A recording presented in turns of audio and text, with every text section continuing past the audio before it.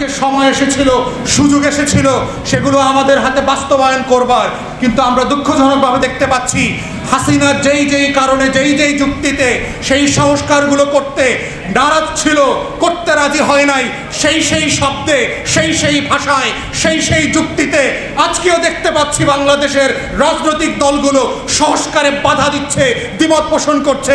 এটা 1400 শহীদের পক্ষে, গণ অভ্যুত্থানের পক্ষে শক্তি হওয়ার কোনো লক্ষণ না, এটা গাদ্দারির লক্ষণ এবং আওয়ামী ফ্যাসিবাদ নতুন করে ফিরে আসার লক্ষণ। তাই সবাইকে স্মরণ করিয়ে দিতে চাই, 1400 শহীদের রাজনীতি করে আওয়ামীপনা করবেন, 1400 শহীদের নামে দিল্লির গোলামি কায়েম করবেন, 1400 শহীদের নামে বাংলাদেশে আওয়ামী লীগকে পুনর্বাসন করবেন, 1400 শহীদের রক্তের উপরে দাঁড়িয়ে গণ অভ্যুত্থানের কর্মসূচি পালন করতে করতে বাংলাদেশে সংস্কারের বিপক্ষে দাঁড়াবেন। সেই বাংলাদেশ আমরা হতে দেব না, খোদার কসম সেই বাংলাদেশ আপনাদেরকে প্রত্যাখ্যান করবে। বাংলাদেশে গত বছর এই সময়টাতে অনেক বন্যা হচ্ছিল।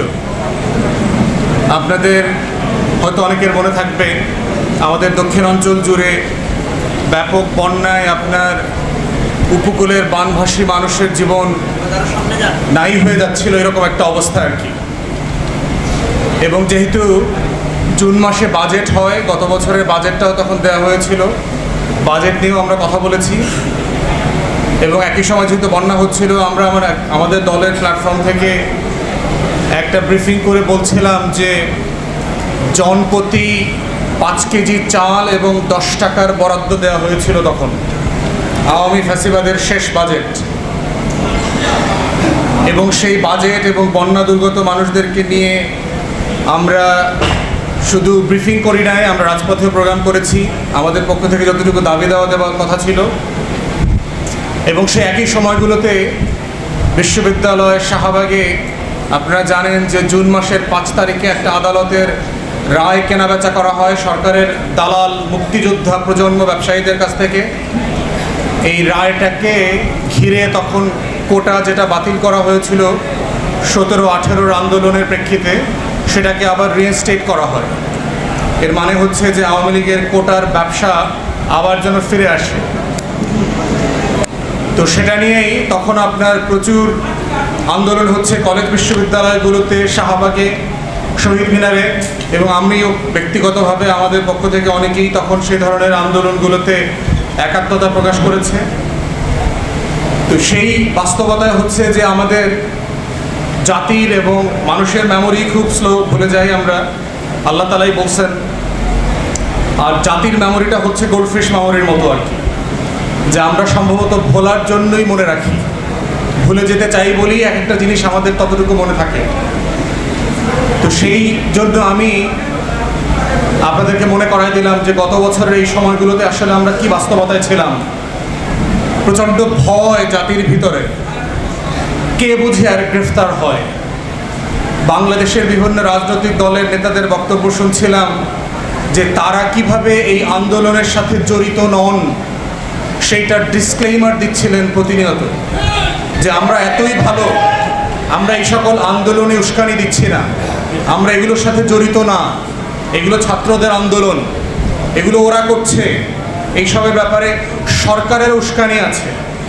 এবং আপনাদের মনে থাকার কথা, প্রায় কাছাকাছি সময়ে হাসিনা দিল্লি এবং বেইজিং ঘুরে আসছে, এবং তার বেইজিং সফরটা এতই ব্যর্থ হয়েছে মে-জুনে যে তাকে সফর কাট করে চলে আসতে হয়েছে। 2 দিন আগেই সে চলে আসছে অসুস্থতার কথা বলে। ভাবখানা এরকম যে বাংলাদেশের স্বাস্থ্যসেবা এত ভালো যে চীনের থেকেও বেশি ভালো ট্রিটমেন্ট পাবে সে সদর হাসপাতালে, এই জন্য সে বাংলাদেশে ফিরে চলে আসছে চিকিৎসার জন্য। যেই নেতা নেত্রীরা দাঁতের ডাক্তার দেখাইতে আর কানের ডাক্তার দেখাইতে সিঙ্গাপুর আর ইংল্যান্ডে যান, তো সেই রকম একটা জায়গাতে যখন আন্দোলনটা ফুঁসে উঠছিল, সেই ফুঁসে ওঠার ঔনাসিক আসলে আমরা সবাই নিতে পেরেছিলাম কিনা।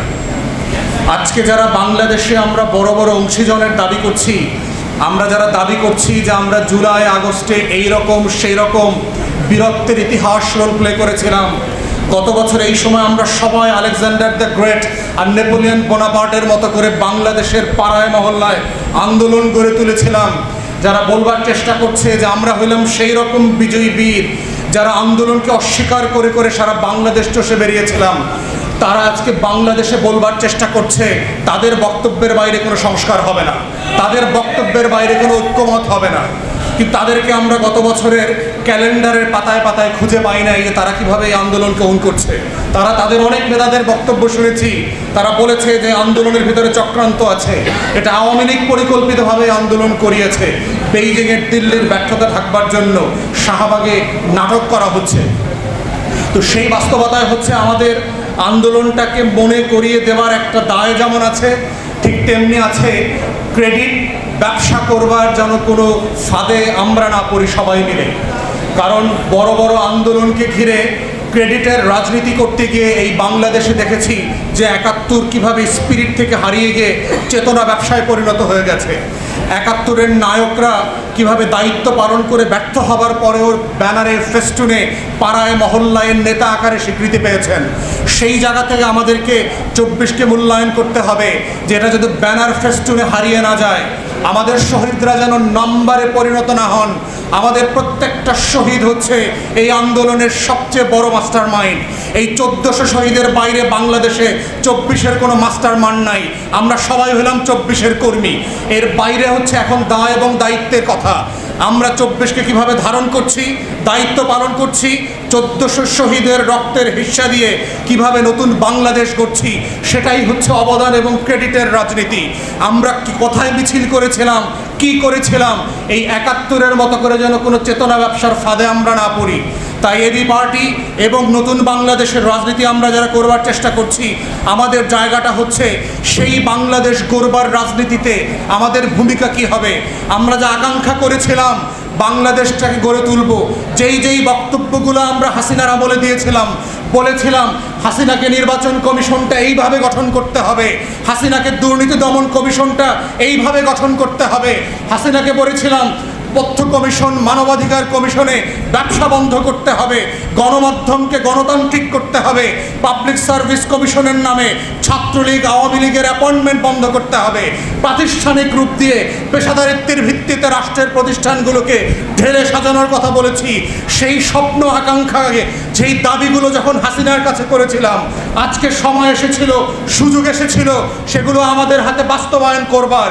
কিন্তু আমরা দুঃখজনকভাবে দেখতে পাচ্ছি হাসিনা যেই কারণে যেই যুক্তিতে সেই সংস্কারগুলো করতে নারাজ ছিল, করতে রাজি হয় নাই, সেই শব্দে সেই ভাষায় সেই যুক্তিতে আজকেও দেখতে পাচ্ছি বাংলাদেশের রাজনৈতিক দলগুলো সংস্কারে বাধা দিচ্ছে, দ্বিমত পোষণ করছে। এটা ১৪০০ শহীদের পক্ষে, গণ অভ্যুত্থানের পক্ষে শক্তি হওয়ার কোনো লক্ষণ না, এটা গাদ্দারির লক্ষণ এবং আওয়ামী ফ্যাসিবাদ নতুন করে ফিরে আসার লক্ষণ। তাই সবাইকে স্মরণ করিয়ে দিতে চাই, ১৪০০ শহীদের রাজনীতি করে আওয়ামীপনা করবেন, ১৪০০ শহীদের নামে দিল্লির গোলামি কায়েম করবেন, ১৪০০ শহীদের নামে বাংলাদেশে আওয়ামী লীগকে পুনর্বাসন করবেন, ১৪০০ শহীদের রক্তের উপরে দাঁড়িয়ে গণ অভ্যুত্থানের কর্মসূচি পালন করতে করতে বাংলাদেশে সংস্কারের বিপক্ষে দাঁড়াবেন। সেই বাংলাদেশ আমরা হতে দেব না, খোদার কসম। সেই বাংলাদেশ আপনাদেরকে প্রত্যাখ্যান করবে, যেভাবে আওয়ামী লীগকে, শেখ হাসিনাকে, শেখ পরিবারকে প্রত্যাখ্যান করেছে, শেখ পরিবারের মূর্তি ভেঙে ভেঙে যেভাবে আওয়ামী লীগের রাজনীতিকে নাই করে দিয়েছে, আপনারাও বাংলাদেশের রাজনীতিতে নাই হয়ে যাবেন যদি ওই আওয়ামী ফ্যাসিবাদ বিরোধী আন্দোলনের বক্তব্যগুলো পরিবর্তন করতে না চান, নিজেদেরকে বদলাতে না চান, নতুন বাংলাদেশ গড়বার ক্ষেত্রে আপনার ভূমিকাকে প্রশ্নবিদ্ধ করেন। তাহলে ইতিহাস থেকে শিক্ষা নেন। ইতিহাস বারবার হাসিনার মতো করে গোলামদেরকে আজাদির লড়াইতে লেন্দুব দর্জির মতো পালিয়ে বেড়াবে। ইতিহাস আবার মির্জাফরদের মতো আপনাদের নাম খোদাই করে পাড়ায় মহল্লায় লাগিয়ে দেবে। আপনাদের চয়েস, আপনারা কি মির্জাফরের মতো মরবেন, লেন্দুব দর্জির মতো পালাবেন, ইরানের রেজা শাহ পাহলবীর মতো দেশে দেশে ঘুরে নির্লজ্জের মতো মারা যাবেন, না বীরের বেশে নতুন বাংলাদেশে ১৪০০ শহীদের পক্ষে লড়ে বাংলাদেশ গড়বেন। এটা আপনার চয়েস এবং এটাই বাংলাদেশের ভবিষ্যৎ। এটাই ৫ কোটি তরুণে দেয়ালে দেয়ালে লিখে সেই বাংলাদেশের কথা বলে গেছে।